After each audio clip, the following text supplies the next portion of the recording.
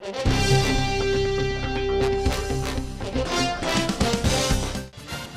the loss of a human life. These guys put their life on the line all the time.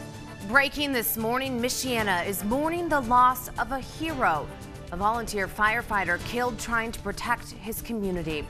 We are also learning new information about that fire that burned for hours. We have a closer look at the business this occurred at and what might have caused that blaze. Our team coverage of this deadly business fire continues right now. Thanks for joining us this morning. I'm Emily Pritchard. Let's start with ABC 57's Alyssa Marino, who has the latest on the firefighter who lost his life and is being remembered this morning. Alyssa, what a tragic morning for us. Very tragic, Emily. I've been out here since 10 o'clock last night, and what started off as a massive business fire turned into a community-wide tragedy. That building was burning is owned by KFAX Excavating and Septic Service. ABC 57's Eric Cox continues our live team coverage of this fire this morning. Eric, what new information have we learned overnight about this company?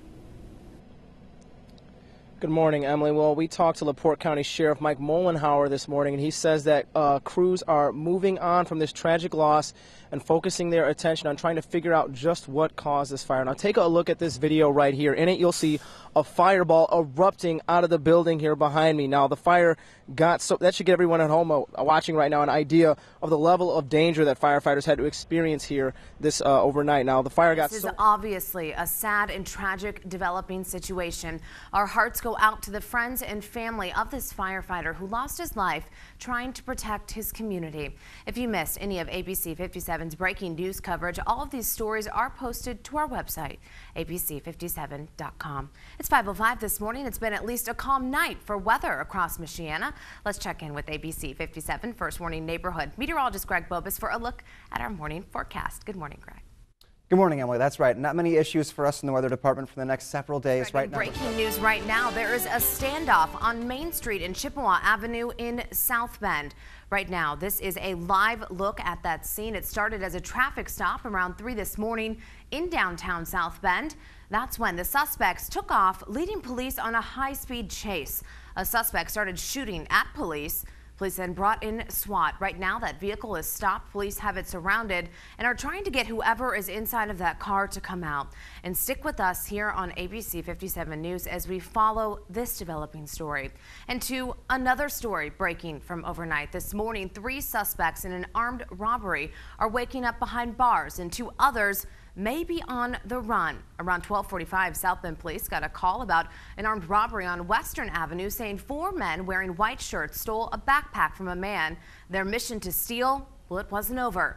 About 20 minutes later, police say they got a call about another armed robbery, this time on Niles, where several cell phones were stolen from some people at the East Race. When police got there after a short chase, they were able to take down 3 suspects, leaving a man and a woman on the loose still. Right now, police have not confirmed if the missing male and female robbery suspects are linked to that prior standoff.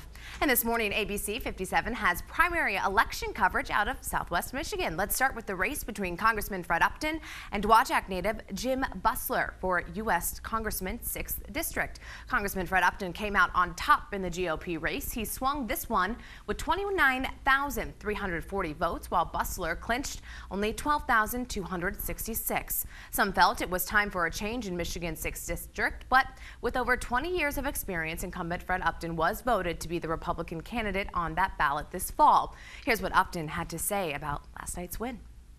No campaign is easy. None of them are.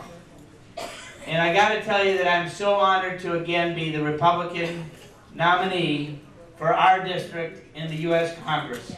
He'll face Democrat Paul Clemens in the November election. And although it may seem like a huge turnout in that race, we know in the past the number of registered voters that actually make it out to the polls in Michigan has been pretty low. But as ABC 57's Marissa Kinniston explains, this year it may be a little different. In the past, less than 25% of Michigan's registered voters made it out to the voting polls, but officials say they're more optimistic about this year's primary. Primaries are very important. Voting is a serious thing.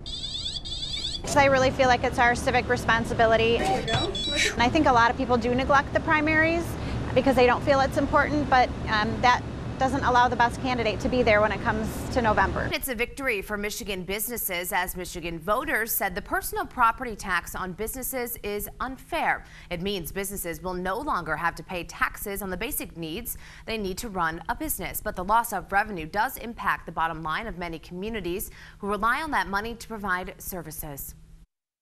It would be a victory or a Pyrrhic victory for businesses.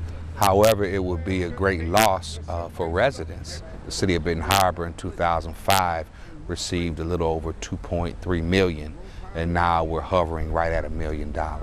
And the loss of tax money means schools and emergency services will lose funding. And it was a big pot bust for Van Buren police over the weekend, and now they're looking for two men who may have ties to a Mexican cartel.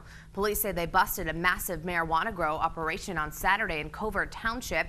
Officers seized just under 15,000 plants. They say it's one of the largest pot busts in Southwest Michigan history. Now, if you have any information, you are urged to call Van Buren Police. It's 5:11 right now, and of course, our top breaking news story this morning is out of LaPorte County, where a pole barn went up in flames. It killed a firefighter out of New Carlisle. We are working to find new information on how it all happened. Plus, an American general in Afghanistan is killed in a brazen inside attack. What we've learned about the general, what he was doing in that war-torn country. Slightly cooler temperatures and a little bit of a foggy start. Your full forecast coming up after the break.